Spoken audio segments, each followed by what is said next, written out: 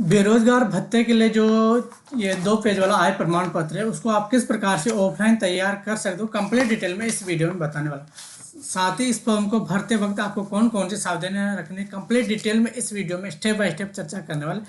जैसे किसी भी बेरोजगार का बेरोजगार भत्ते का फॉर्म भरे तो उसकी आय कितनी भरनी है और यहाँ पे जो ये कॉलम है इसमें किसकी डिटेल आपको फिलअप करनी है कंप्लीट डिटेल में हम स्टेप बाय स्टेप जाने वाले। कंप्लीट 2 पेज का जो आय का फॉर्म है इसको और साथ ही आपके ये सब घोषणा पत्र है और ये एनेक्सर है, इन सभी चारों जो फॉर्म है इनको कंप्लीट डिटेल में भर के मैं आपको दिखाऊंगा। और आपको जो है फॉर्म भरते वक्त कौन कौन सी डिटेल्स इसमें जो फिलअप करनी है वो सारी चीज़ें इसमें क्लियर करेंगे, तो वीडियो को बिल्कुल भी स्किप मत कीजिएगा, जानकारी आपके लिए काफ़ी हेल्पफुल हो सकती है। मेरे पास में ये फॉर्म की प्रिंट आउट है, इसको मैं आपको भर के दिखाता हूँ आपको कौन कौन सी जो डिटेल है कहाँ पे फिलअप करने। तो यहाँ पे प्रार्थी के नाम में आपको जिस भी बेरोजगार युवक का फॉर्म भरे उसका नाम आपको डालना है, ना कि आपको जन आधार के मुखिया का। तो यहाँ पे जो आय प्रमाण पत्र हैं बेरोजगार भत्ते के लिए वो स्वयं स्टूडेंट का बनता है, जिसका भी आप बेरोजगार भत्ते का फॉर्म भरे उसी का। तो यहाँ पे आपको उसका नाम लिखना है, उसके पिताजी का नाम लिखना है और कंप्लीट एड्रेस आपको लिखना है। तो ये चीज़ें आपको 10th की मार्कशीट के अकॉर्डिंग आपका नाम पता डिटेल लिखनी है और जन आधार के अकॉर्डिंग आपको जो है एड्रेस भरना है। उसके बाद में गांव कौन सा लगता है गांव का नाम आपको लिखना है और तहसील आपकी जो भी लगती हो वो लिखनी है। जिला कौन सा लगता है जिला वो आपको भरना है। उसके बाद में जन्म दिनांक आपको आधार कार्ड 10th के मार्कशीट के अकॉर्डिंग, जन्म स्थान कौन सा है वो आपको यहाँ पे लिखना है, उम्र आपकी कितनी है वो आपको यहाँ पे लिखनी है। तो कंप्लीट डिटेल में ये चीज़ें आपको भरनी है। उसके बाद में अगर कोई महिला है तो यहाँ पे महिला लिखेंगे और कोई पुरुष है तो पुरुष यहाँ पे आपको लिखना है। उसके बाद में वैवाहिक स्थिति में अगर आप विवाहित हो तो विवाहित, अविवाहित हो तो अविवाहित यहाँ पे आपको करना है। उसके बाद में धर्म आपको लिखना है, आपका कौन सा धर्म है, हिंदू धर्म है तो हिंदू आपको यहाँ पे। अब यहाँ पे जाति में आपको अगर आप किसी एसटी का भरे तो अनुसूचित जनजाति आपको लिखना है और अगर आप एससी का भरे तो अनुसूचित जाति आपको लिखना है। यहाँ पे आपको मीना मीना नहीं लिखना है, उप जाति में मीना या मीना इसमें लिखना है। और अगर आप ओबीसी जनरल में से किसी और का भरे हो तो वो चीज़ आप यहाँ पे डिक्लेयर कर सकते हो। बाकी आपको यहाँ पे अनुसूचित जनजाति लिखना है। अगर आप किसी एसटी के कैंडिडेट्स का जो ये फॉर्म भर रहे हो तो मेरे केस में यहाँ पे जो है एसटी का कैंडिडेट है तो उसकी जो उसका जो आय का फॉर्म है वो मैं आपको भर के दिखा रहा हूँ। और डमी केस में आपको बता रहा हूँ इसमें कोई जो ज़रूरी जानकारी वो मैं हाइड करूँगा, वो ब्लैंक छोड़ूंगा। उसके बाद में अगर राजस्थान का मूल निवासी तो आपको यहाँ पे हाँ ही करना है, क्योंकि राजस्थान के मूल निवासियों के लिए ही ये जो बेरोजगार भत्ते का फॉर्म भर सकते हैं, तो उनके लिए आपको हाँ करना है। आयकर दाता में आपको नहीं लिखना है, अगर आप हो तो भी आपको नहीं लिखना है। मोबाइल नंबर आपको कंप्लीट देना है, इन दोनों चीज़ को आपको ब्लैंक छोड़ देना है। अब उसके बाद में ये जो डिटेल है परिवार के सदस्य एवं उनकी वार्षिक आय का विवरण, तो इस चीज़ को आपको ध्यान से भरना है, एक एक चीज़ को आपको समझना है। उसके बाद में तो सबसे पहले आपको जो बेरोजगार स्टूडेंट है उसका नाम लिखना है, तो आपको स्टूडेंट का नाम यहाँ पे लिखना, ना कि मुखिया का नाम। उम्र आपको कंप्लीट उसकी लिखनी है। प्रार्थी से संबंध स्वयं लिखना है। और व्यवसाय की प्रकृति में आपको जो है अध्ययनरत या शिक्षित बेरोजगार लिखना है। अध्ययनरत भी आप नहीं लिख सकते, शिक्षित बेरोजगार यहाँ पे आपको लिखना है।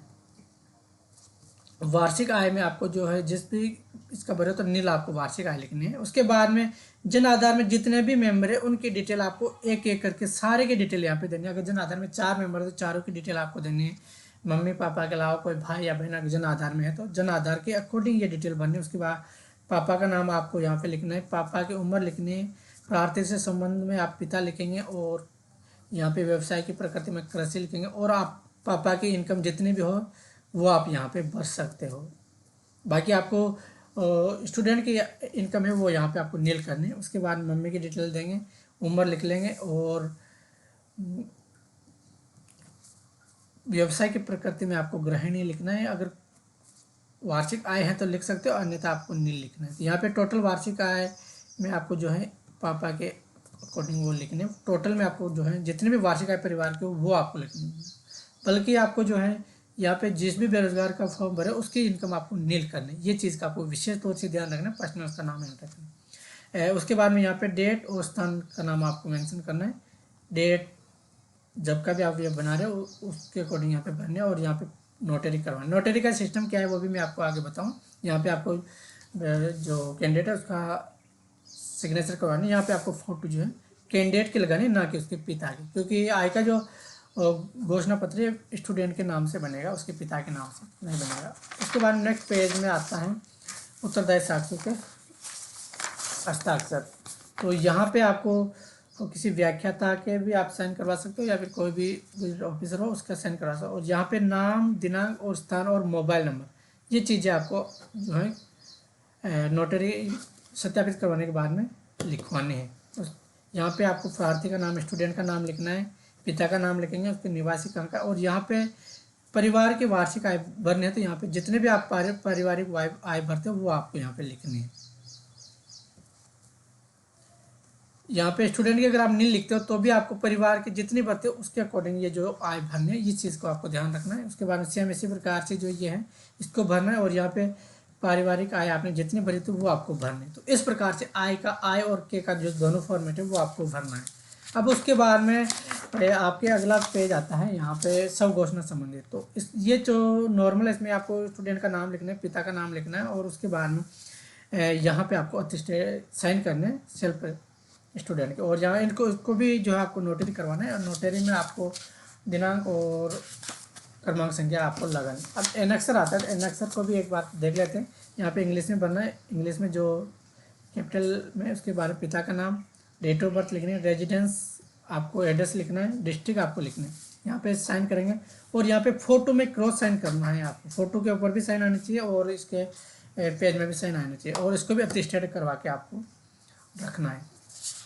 और आय का जो फॉर्म है उसमें भी आपको अटेस्टेड करवाना है, एंड इसको भी जो आप अटेस्टेड, इसको आपको अटेस्टेड नहीं करवाना है, ओनली इसको जो आपको अटेस्टेड करवाना है, नोटरी करवाना है। तो इस प्रकार से आप बेरोजगार भत्ते के लिए आय का फॉर्म भरवा सकते हो कंप्लीट जो है आप अपना फॉर्म। अगर आपके फिर भी मन में किसी प्रकार कोई सवाल या सुझाव हो, या फिर बेरोजगार भत्ते से रिलेटेड कोई अन्य क्वेरी चाहते हो तो आप कमेंट सेक्शन में बेझिझक हमें बता सकते हो। और अगर आप चाहते हो कि बेरोजगार भत्ते का फॉर्म आप मोबाइल फ़ोन से किस प्रकार से भर सकते हो, उसका भी अगर आप वीडियो चाहिए तो आप कमेंट में उसके लिए भी हमें बता सकते हो। मैं पर्सनली जो है वीडियो अपलोड करके आपको सेंड कर दूँगा। एंड अगर आप चाहते हो कि आपके बेरोजगार भत्ते का फॉर्म मैं भरूँ तो आप मुझे भी अपने डॉक्यूमेंट्स सेंड कर सकते हो। और मेरे जो पर्सनल व्हाट्सअप नंबर है वीडियो डिस्क्रिप्शन में मिल जाएंगे। आप एनी क्वेरी के लिए आप पर्सनली मुझे मैसेज कर सकते हो और अपने डॉक्यूमेंट्स भी भेज सकते हो। तो ऐसे और भी वीडियो के साथ में मिलेंगे जल्दी अगले वीडियो में। तब तक के लिए जय हिंद, वंदे मातरम।